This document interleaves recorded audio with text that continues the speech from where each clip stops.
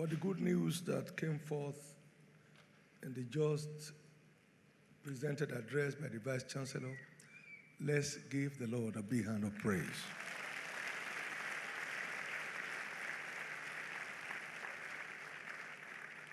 All that we see on this ground are the handiworks of God. And as long as we keep on acknowledging Him as the one behind it, we'll keep Him on duty. It is God who has made us to laugh. And all of us who are here today, your laughter will not be terminated.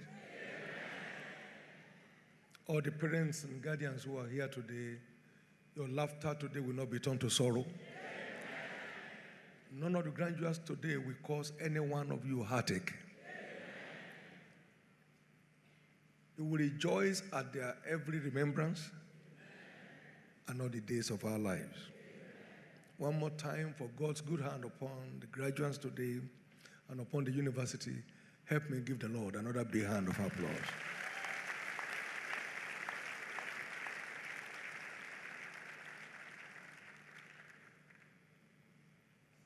I'll be treating us to a little subject here today that I believe is very vital, particularly to our graduating class.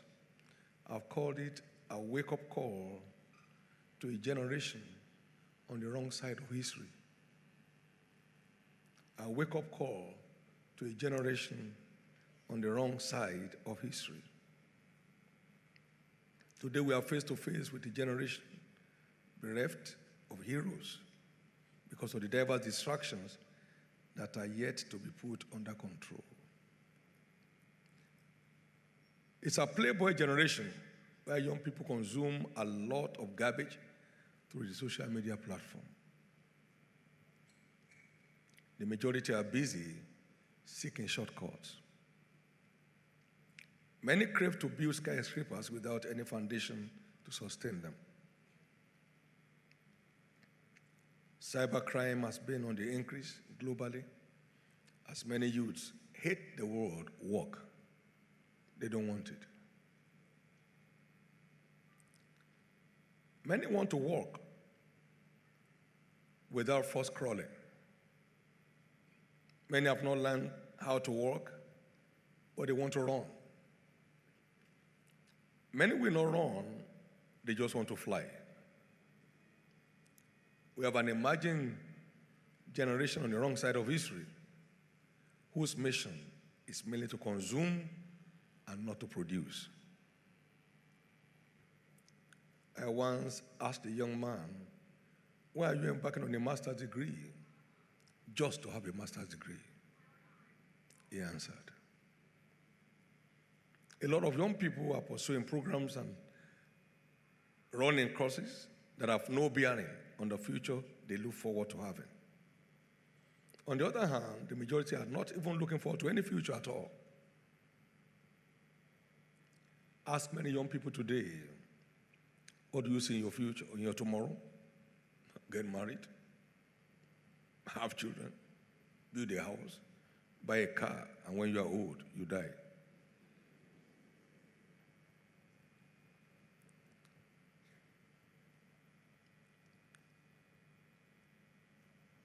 No one has a place in destiny without a vision. No one secures the fulfillment of any vision without giving it a run of his life.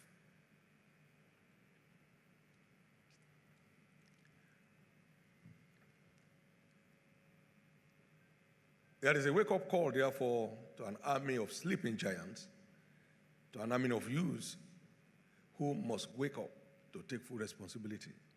One, to seek vision for their lives, because no one arrives at a future he cannot see. Two, to prepare to pursue such a vision to full realization, because no one arrives at a future he's not prepared for. And if a man does not know where he's going, anywhere may look like it. Without a vision, a people is made naked. Without preparation, a vision is short-lived and frustrated. No giant ever emerged in any field without adequate preparation for their pursuit. Time. This great literary giant by name William Shakespeare once said, "I wasted time, now time doth waste me." Our own Dr. Nnamdi Azikiwe also said, "Give me my youth back and I will pay any price for it." This legend of a man by name Benjamin Franklin said, "Doth thou love life? Then invest your time. Don't squander it, for that is the stuff that life is made up of."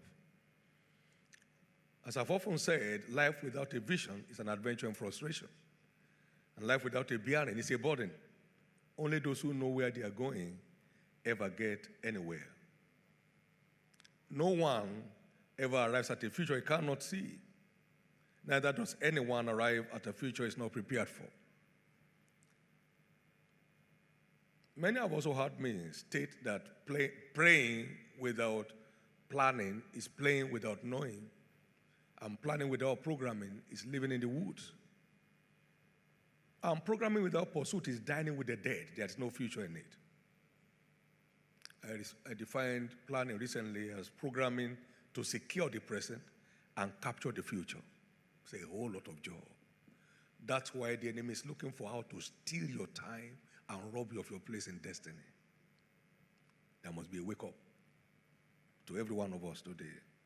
All of the above need time for implementation, and that is the trap of social media. It unconsciously robs people of their future by robbing them of their time. This generation may lose our heroes to social media disaster. We've been talking about natural disaster, war, and all that stuff, but now we have one with us, more deadly than coronavirus.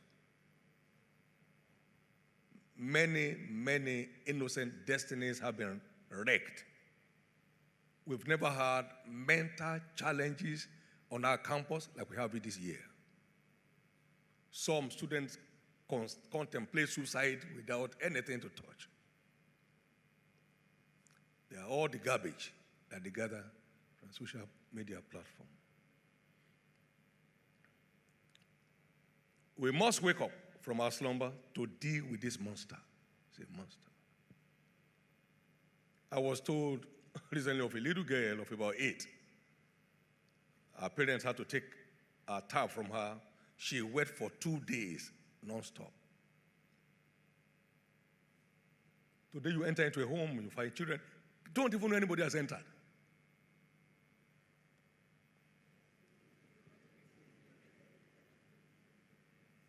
Young fellows going for exam have their ears plugged.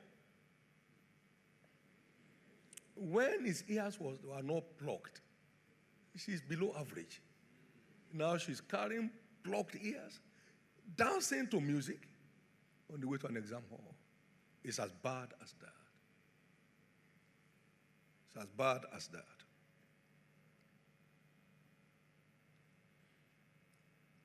Here is a wake-up call, therefore, to an army of sleeping giants, an army of youths who must wake up to take full responsibility over their lives.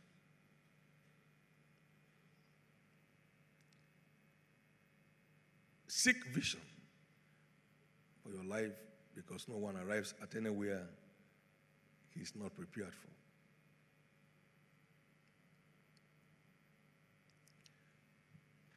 My prayer today is that this graduating class will step out and make a difference by placing real value on your time.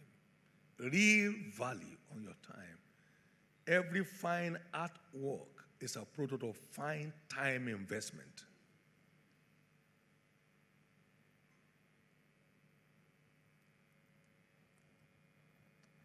You don't run with another man's leg to win a race. You need your own legs.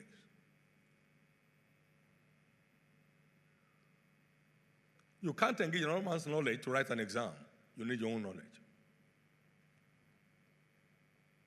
Things are going haywire around the world today, and people have not come to discover where the source of this problem is. Roll on, please. A media house carried a survey recently on the use of telephone and social media platform. A young lady said she spent about 8 hours a day when asked, how much time do you spend on your telephone? Another one said, all her time. What an addiction. What a trap. When do you think? Today, some professionals have classified social media addiction along with drug, alcohol, and sex. What a silent destroyer that many are toying with today. Some years back, one of the Asian countries, via a study, discovered the negative impact of the use of telephone on the performance of students in their school system. Recently, China just banned the use of telephone in primary and secondary schools. And yet they produce and send around the entire world. It's time to deal with this virus. In 2013, New York schools placed a ban on the use of mobile phones in public schools and private institutions to enable kids focus on learning, not Snapchatting and texting and whatever else they might do on a mobile service or mobile device. A survey result shows that when you talk to students, teachers, and parents at schools where mobile phones are banned, they will tell you that student performance improves and children are playing at lunch time and not lost on their device. They don't even know when the school or when the class is to resume. Just lost. Completely forgotten. It has to be dealt with. It has to be dealt with. That is one of the culture you have imbibed at Covenant University if you did. That's what to live with if you want to make your mark in life.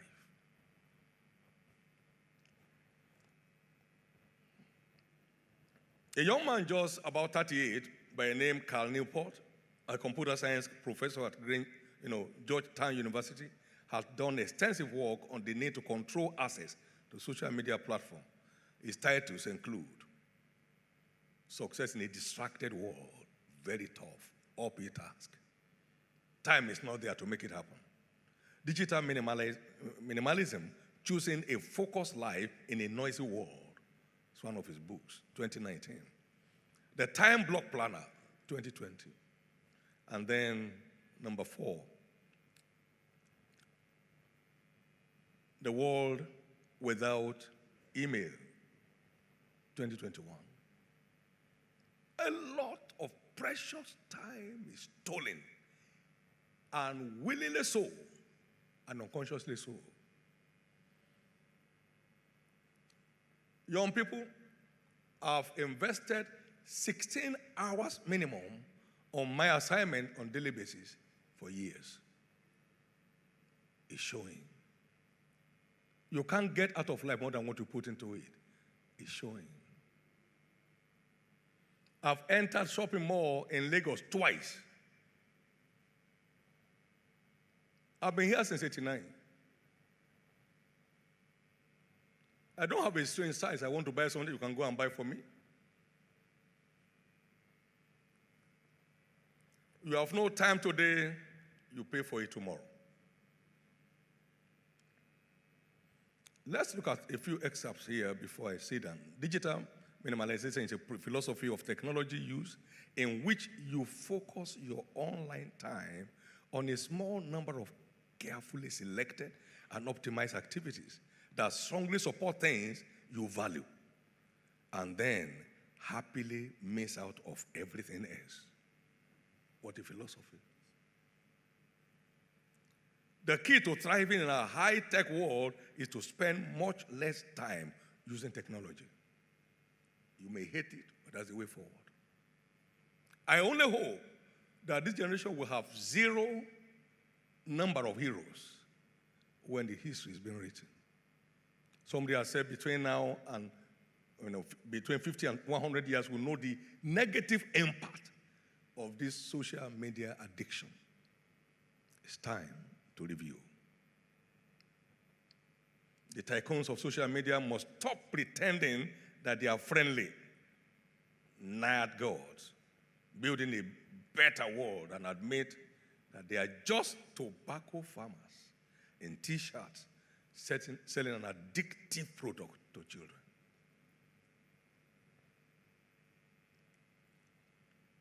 Now, let's face it, he said, checking your likes on social media is the new smoking. You just go for it. Humans are not wired to be constantly wired. Delete social media from your phone and use social media like a professional. The social media saga has eroded the substance of destiny of most youth today. What is supposed to be applause has suddenly become a major minus because everything of value delivers through investment of time. Suddenly, we are faced with a generation on the wrong side of history. The honor of this generation has been wiped off, chatting all day with no time left to think, plan, program, or engage productively in the pursuit of any task. I said it earlier, every fine art product consumes a great deal of time. Today, many homes have been at a risk. Many youth spend less than 10 to 20% of their time on their task per day. They can never match a generation that spends 70 to 80% of our time on their task. The gap is widening. The gap is widening. Today, it is music on the go, music all the time, with their ears blocked for access to any other thing of value. Just shaking your head, crossing the road without looking anywhere, and then trouble. We must devise a means to put a check on free access to social media, particularly those that are not adding values to our lives. As plausible as electrical power is, it's also risky if misapplied. Beware, the quality of any life is a product of the quality of investment of the individuals, the time of individuals. Beware of time looters. It's all on a piece of tablet. And then it's all gone. The more time we spend on a given task, the better results we get. As I've often said, everyone is absolutely responsible for the outcome of his life. It is time for every graduate and student to wake up from his or her slumber and take their destiny in their hands. Every heroic accomplishment in life is a product of heroic engagement. This is because there is no star without a scar, and the scar of every star is sacrifice. You don't have the time for it, you can't get there. Please note that no generation ever lacks men and women of global impact. The challenge is that the number is continually on the decrease because many young people have chosen crooked paths for themselves, investing in things that don't add any value to their cause.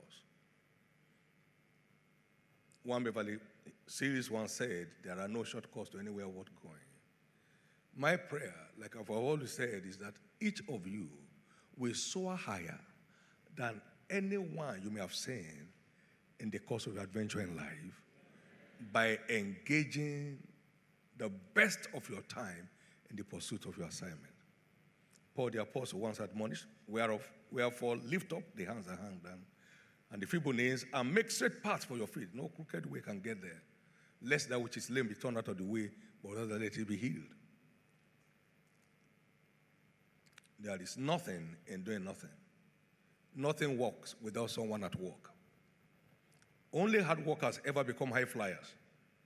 Only sacrificial workers become stars in any field. The only substitute for hard work is hard life. You don't want it, so don't invest in it. You don't want hard life. It's no good. It's painful.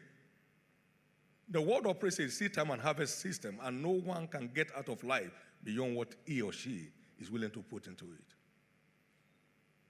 No playboy ever emerges a hero. Global impact is ever at the cost of global price. Life is a race.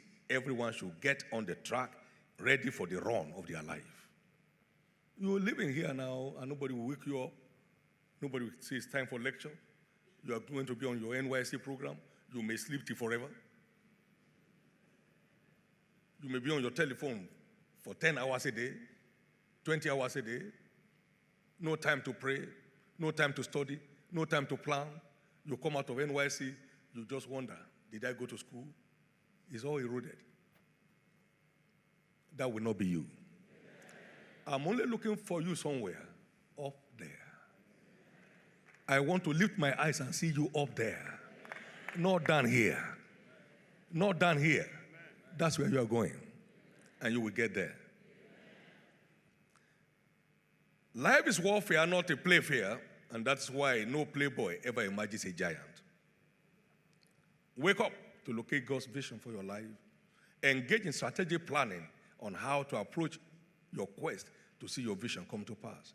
Program your steps of action and give your pursuit the best you can afford. Remember, there is nothing extraordinary on its own. It is one's extraordinary input that makes it so.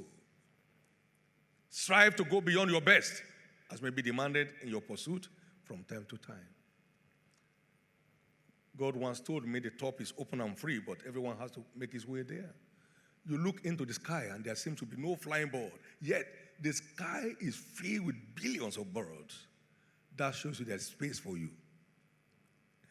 There is space for everyone on top. Just pay the price and you are up in the sky. Be willing to pay the price and you are up in the sky. Let me try to round up. Therefore, those who are yet to know where they are going or where their life is heading should take advantage of the NYC year to discover their mission and purpose on earth and embark on intense preparation to give them the best of a push for delivery. Let me conclude saying everyone is absolutely responsible for the outcome of his life. Therefore, see you wherever you wish to find yourself. I can't get you there. Let me charge the parents of our graduating students today. No eaglet emerges an eagle in the nest. Every eaglet must be allowed to go out to the air, or else they would die as eaglets in the nest. These young people are no longer babies. Therefore, they must not be found on your laps. Give them the opportunity to develop their wings. Do not try to bathe a son when he's not sick. Don't try to dress up a daughter when she's not paralyzed.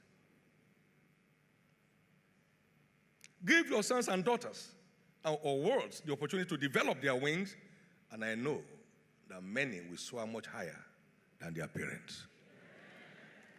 It doesn't matter where your parents may have reached by grace, you go beyond it. You go beyond it. You go beyond it.